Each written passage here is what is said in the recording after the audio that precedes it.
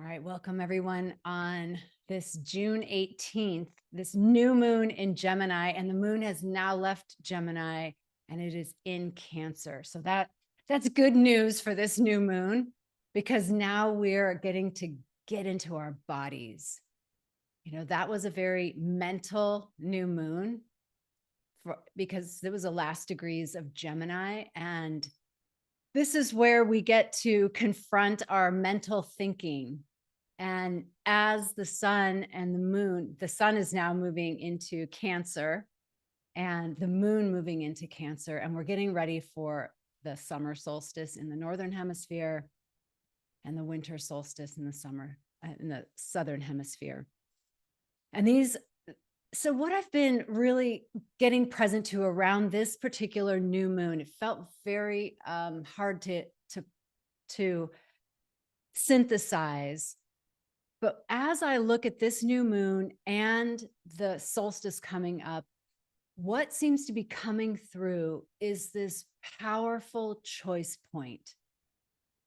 So let's think about it this way. There's a million contexts out there, right? Because these are just data points. And like the sun is this place, the moon is this place. Those are data points. And the way that we look at it, the way that we contextualize it, either gives us power to move forward, or it's just interesting, or it destabilizes us at its worst. So the context that I want to create from this cosmological event called the new moon and this solstice coming up is the juxtaposition of mind and heart. And this is going to be a theme in our gene keys today. Gene key 12 is our focus. The sun is in gene key 12. And there's so much to say about this. But gene key 12 is about ultimately a pure heart. So let's go back to the moon and this solstice period, this choice point that we have between mind and heart. Now, we have seen so much happening in the world of AI. I've posted even in the Evolving Sisters Network Facebook group these new Apple glasses that allow for spatial computing. We are now seeing the next level. Chat GPT was kind of the first thing that opened itself up to the masses. And this machine learning has been going on for a long time, but it's now hitting exponential growth. And in fact, if you watch, there's a video out that's going viral around the problems with AI, and just that not only is the computational aspects of AI exponential, but that it's taking on character and personality and will and motive. So that is what's happening in the world of Pluto moving into Aquarius. And right now, Pluto is retrograde back into Capricorn, just still looking at old structures that are melting down for the creation of this new world. And what Pam Gregory, who I love Pam Gregory, she's an elder in the astrology world who I believe has been watching this for a really long time. And it's like, she's a luminary here to enlighten us about what future do we want to step into. And this kind of choice point between this late Gemini new moon and the Cancer solstice is kind of that metaphor of, do we want to side with the mind? Not that we're going to be able to lock it out. There is definitely gifts and beauty in that. And the choice point is, will we remember what it is like to be human? In fact, will we allow the emergence of this new technology to support us in our humanness, to become more human, not less human? That's really interesting in a world, when I used to follow Ray Kurzweil and the Singularity I attended a whole, like an event in Boulder, Colorado, like years, like over a decade ago. And a lot of his followers at the time, at least in this thread that I was on, were saying things like, I can't wait to get off this planet. You know, you can have your natural world. I'm out of here. And so there's going to be there's all kinds of thought forms around this. And we get to decide, what do we want to choose? And so Gene Key 12, funny enough, comes right in, and it talks about a pure heart. And to be honest, I would have probably years ago dismissed, I did dismiss those teachings around the heart, because I felt like they were very syrupy and they didn't really understand the power that we have. And now I'm getting what I didn't get before, because there are, you know, this Neptune square, the galactic center, this is what Pam Gregory says, and I'm experiencing it, is whole new insights, whole new spiritual downloads. And that is that movement into our light body. So a couple things that as these old structures dissolve, we may not be seeing them in 3D. We still have a lot of structures, and we may not be seeing the structures fall like the rhetoric points to. Like, shouldn't this whole thing just be decimated?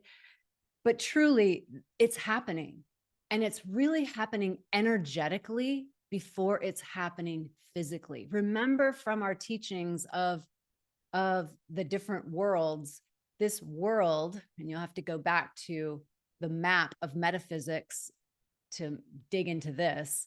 But this vibrational level that we're on is fairly dense.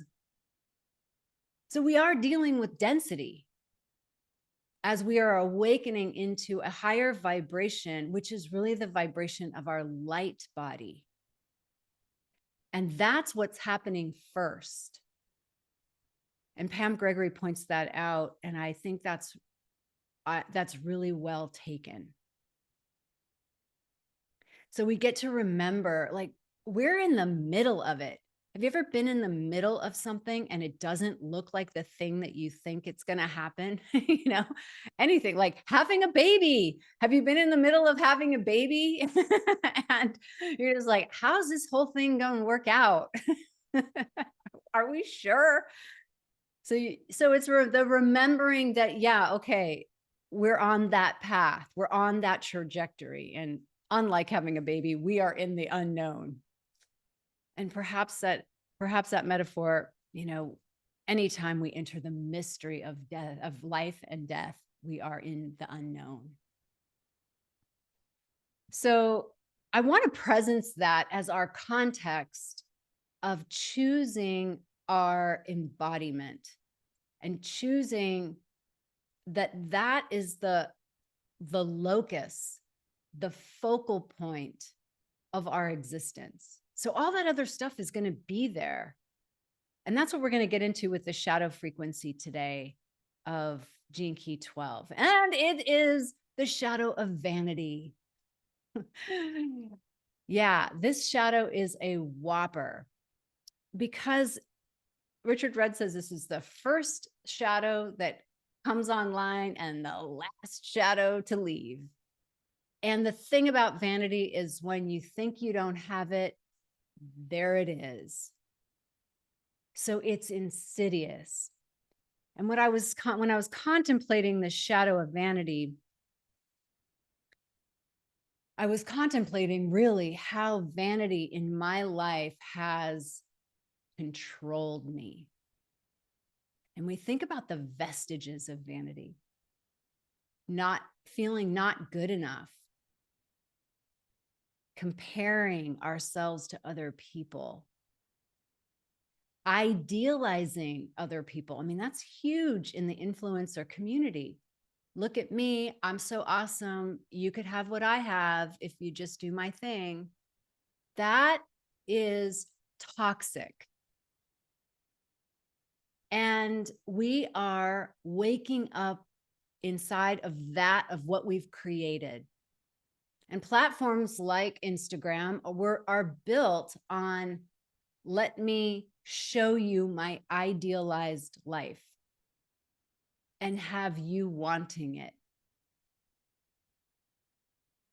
And that stage of development, we get to transcend, we get to include and transcend. As Ken Wilber says in the worldviews, we start there, we're all there. And that's what keeps us humble. We're all there. And we get to include it and transcend it. In my experience with shadow, and I have Gene Key 12 as my evolution, so I dance with this shadow. I think it's a great pairing with Gene Key 11 because it has this ability to allow Gene Key 11 to discern, whereas it could just go off into a magical realism that and create its own world in its head.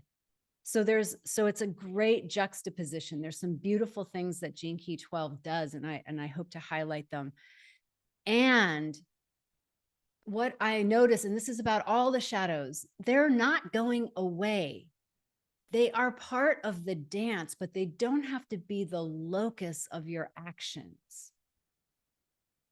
So the gift of Gene Key 12 is discrimination. And I used to like to say, well, I like it to say discernment, but there's already one that's discernment. So I think that's why this word got chosen.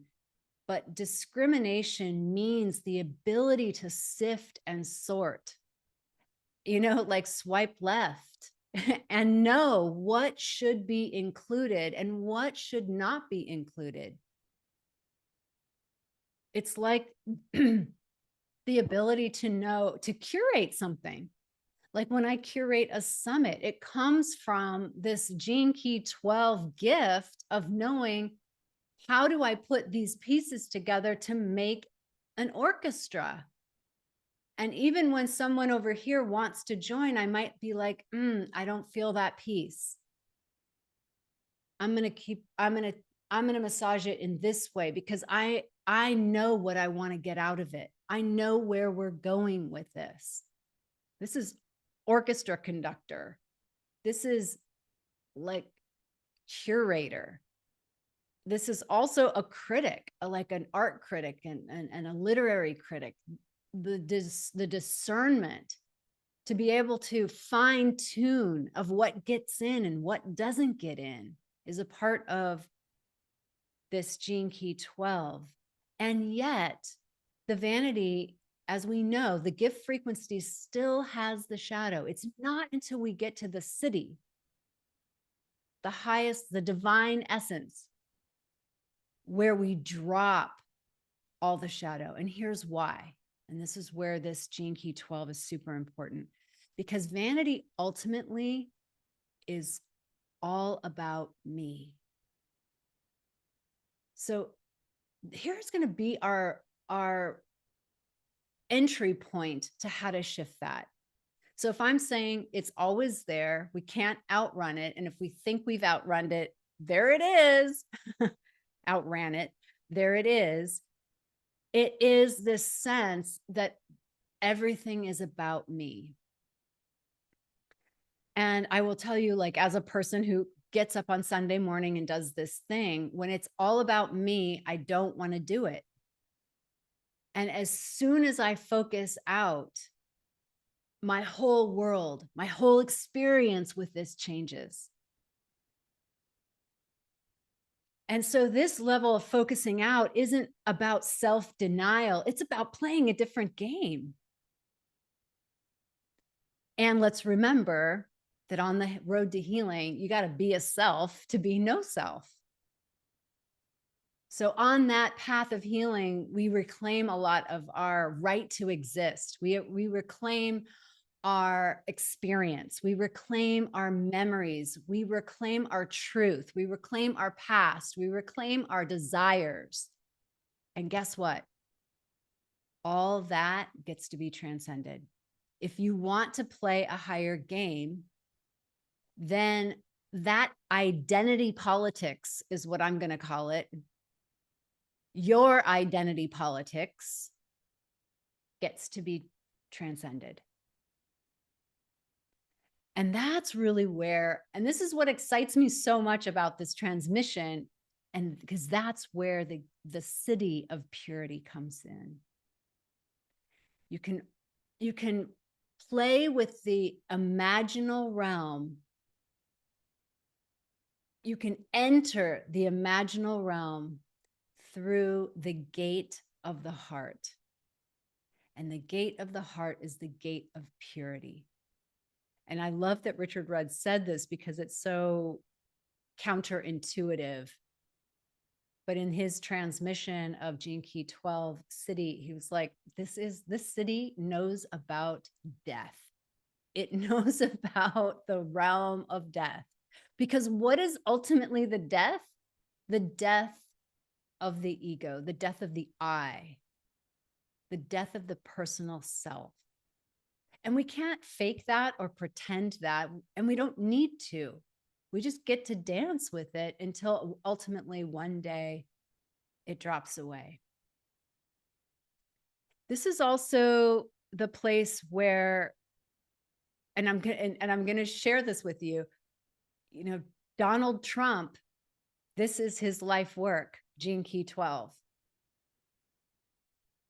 So you can see, at least from my perspective, I can see the operation of vanity. I can see the cracked sense of self. I can see the small I dominating the show.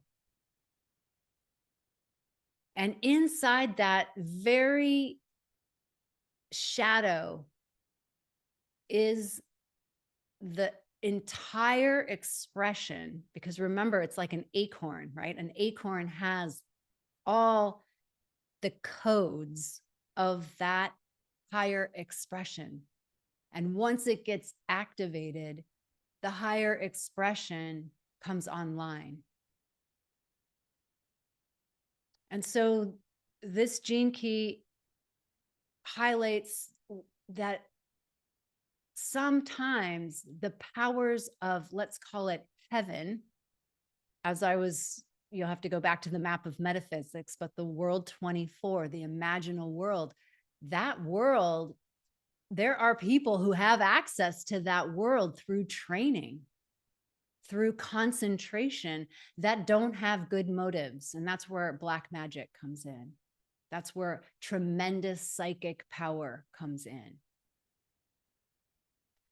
And so if we, as awakened women, want to bring compassion and love and unity consciousness to the world, we will enter through the heart. And the heart is pure. And the reason why it's pure is because when we move into that elevated frequency, we drop the personal I. And maybe not altogether, because I haven't dropped a personal I dance with it. I can tell you that I have had palatable moments of purity in my system, which I believe is everyone has, right? We have all 64 of these gene keys. So it doesn't belong to anyone in particular, whether it's in your activation sequence, your Venus, or your Pearl sequence as part of the profile of the gene keys. We all have them. And purity for me has been a very intentional journey. Once I received my contract, I was in a leadership container, and I do this inside of the superabundance container where we received our mantra. And what spontaneously came through was the word pure. And I didn't realize that that word pure was going to highlight the darkness that was around me. And ultimately it did that. It and it caused that darkness to scatter. And then it's been this touchstone for my heart. And I presence that because we can dance in our cities, with our cities, and in the gift frequency as the shadow is still present. It's just a choice point. Do I want to lead out of my shadow, or do I want to lead out of my gift? So if we go back to the question that I asked you at the beginning, or I asked myself, and I'll ask you, is that how has the shadow of vanity controlled you? When I took a look, I realized that the ways that I settle, I went to this leadership camp and I said, I want to be seen, but not that seen. Can anybody like relate to that? Yeah, I got some hands up there. Exactly. I want to be seen, but not that seen. Because it's like and there's different ways of contextualizing it, but if we look at through the lens of vanity, it's like I only have so much ego power to handle this much being seen, which means that this much criticism, right? If we look at the numbers, 20% will love you, 20% will hate you, and then the rest will be ambivalent. Right? I mean, you think about it, because we see that all the time on like a sponsored ad from, a luminary, Tony Robbins, or I don't know, think of somebody else.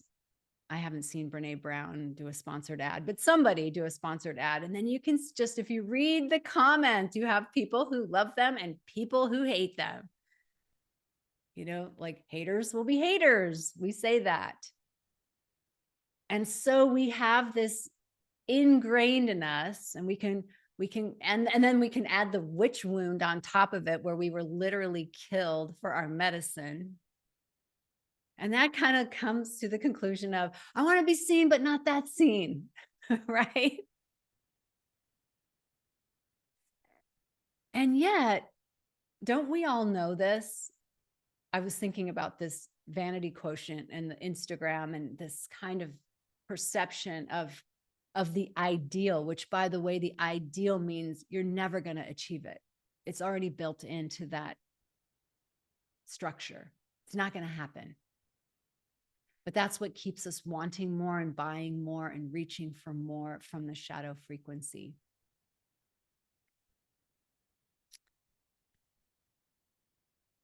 Yeah, I just lost my thought on that. So I'll come back to it, because I have a feeling that it'll weave back in.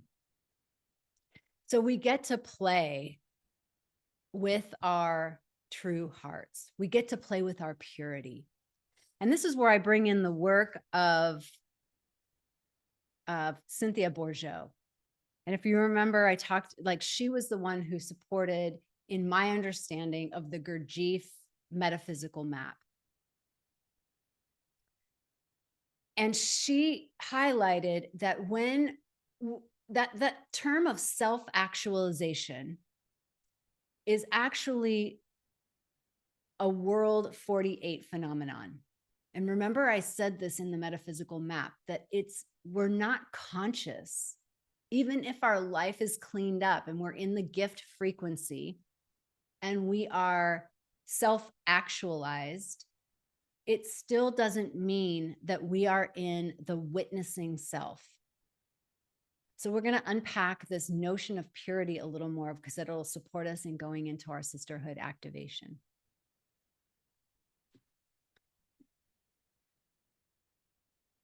And so let me just look at, so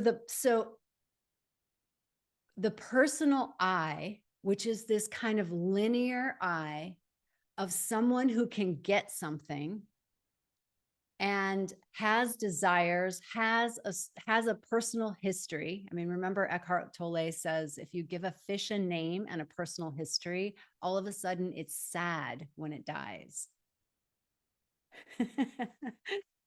And it is, you know, I I I don't need to play a different game by not giving a fish a name or giving myself a name or you a name. There is something about playing this human game of embodiment and physical death and loss and letting go that really cracks us open to beauty.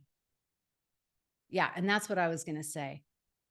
And that is the purity of the heart. So, you know, when you go on a retreat, and so we have the Instagram pictures of ourselves, and then you go on a retreat, and we're all like sitting there maintaining our composure in this retreat.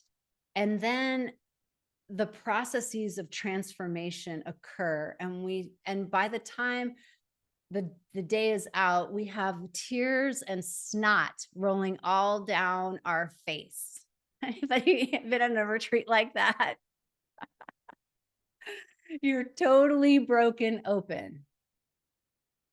Now, let me ask you, when you have done that for yourself or you've witnessed it in others, what's more beautiful? Nah, I think I'll choose that Instagram photo where you were like the filtered with the light and it's so great. It's like, no, no one would choose that over your mascara running, your snot running down your face. Your heart is totally exposed. You are vulnerable. That to me is purity. Can you feel that in yourself? And so when we access that, isn't there something of a personal I that drops away? Do you actually care? I mean, when you're really in that moment, you know you have snot down your face, but you don't actually care because you know that something bigger is actually happening in the room, in the space with your heart. And then there's a moment where your ego comes online and you're just like, give me that Kleenex, you know, and you clean yourself up. So we touch it and we move out, and we touch it and we move out. And perhaps what the invitation is in our choosing is to intentionally touch it even more. I was sharing with you when I went to visit someone and I was really getting to share with them the impact of some of their choices. And I had permission to do it. And it's a tough conversation to have. And I had this sense like this conversation is not going to go very well unless I enter that realm of purity. And it took something. There was a moment where I'm like, I could just stop right now and walk away, or I could drop into my heart and it's going to make me cry. And I can reveal the depth of my love through my heart and my tears. And I chose it. Maybe, you know, years ago, I wouldn't have had the capacity, or I would have had a vulnerability hangover. Anybody know what that is? My yoga teacher back in Boulder used to say, like, she used to teach us yoga, and all the whole yoga would be about opening up our hearts. And we would all, and, you know, she would say, you're going to have a vulnerability hangover after this. Like, you're going to feel like, oh, God, did I really, did I really look like that? Did I really do that? And then your mind replays the scenario, but not with the Shakti that was there, just with these like facts or these like images. And then it just sounds like, that was way too much. That's a vulnerability hangover. And so I had, you know, I've been working with the vulnerability hangovers, and it's something. It's like when you put yourself on YouTube, and you realize, oh my God, it's out there. Like anyone in the 7 billion, 8 billion people can see this. So that's a vulnerability hangover. And the more that we can tolerate it through giving ourselves the love, being for ourselves the one who validates our worth, our right to be here, our right to be self-expressed. The irony is when we do that, then we go transpersonal.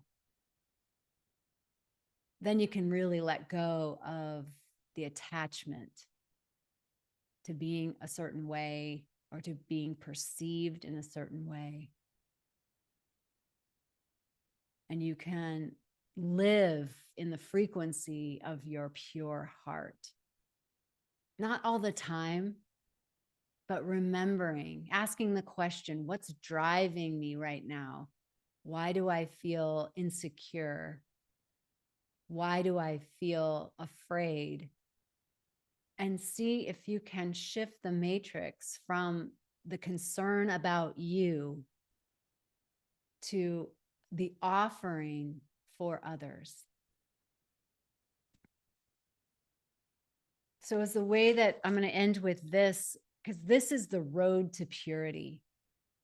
And now I have such deep respect for the work of love and the gate in our hearts, because the heart is not the emotions.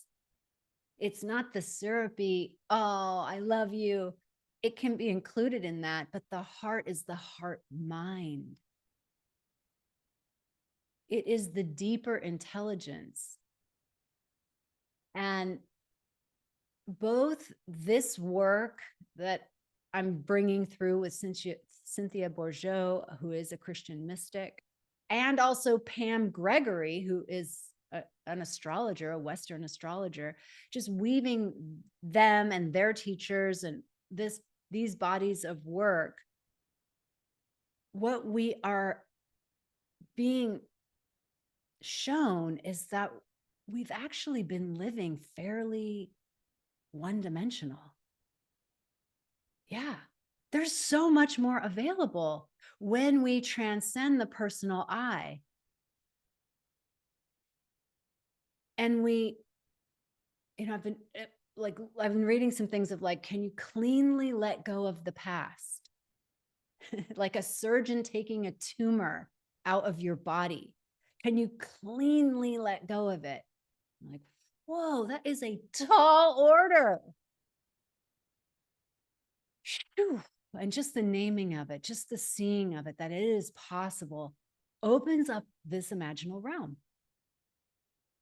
And inside this imaginal realm is this unity consciousness, is this non-linear causality, spontaneity, serendipity, magic, the ability to read signs and symbols, not for my personal life, but for the wave of what's happening, understanding the arc of events and the impact of things that in the world of level 48, where we live in flesh and blood, we can't see. There's a vast realm of mind, like cosmic mind, divine mind, that what if this new moon, this Cancer solstice, is inviting us to step into as a choice point and really become like AI in ourselves. In that space, we have access to intuition, creativity, aesthetics. There's a whole architecture inside of it. But the cost, remember we talked about this, the cost of entering is purity. is dropping the personal I. So we'll play with that inside of our sisterhood activation. So this, let's just say that the heart is the mediator between the worlds. I like to, and I told you this before, I put my hands on my heart, and I like to actually think of it as going inside of a portal into another fractal universe. That's how I'm experimenting with it right now. Because we've been so indoctrinated that success means success on this plane. That getting things is the pinnacle of our human existence, whether it's getting recognition, getting fame, getting money, getting fans, getting partners, getting. And that is the shadow. And that's where most of the world is playing the game. And so we are not educated. This is why I love the Tibetans, because they're only like their whole culture is to educate themselves on the imaginal plane. So let's just submit for ourselves that there's a whole world that we don't even know about, that we're just starting to get a taste of. And if we give over our power to big tech, if we give over our sovereignty by not questioning things, then we're just back in autopilot. And autopilot is gonna go, there's power to autopilot. It's the force. It's gonna go in a certain direction. And that direction will leave you enslaved. It won't feel good, and you'll keep wanting more and more to get out of it. It's that hamster on a habit trail wheel.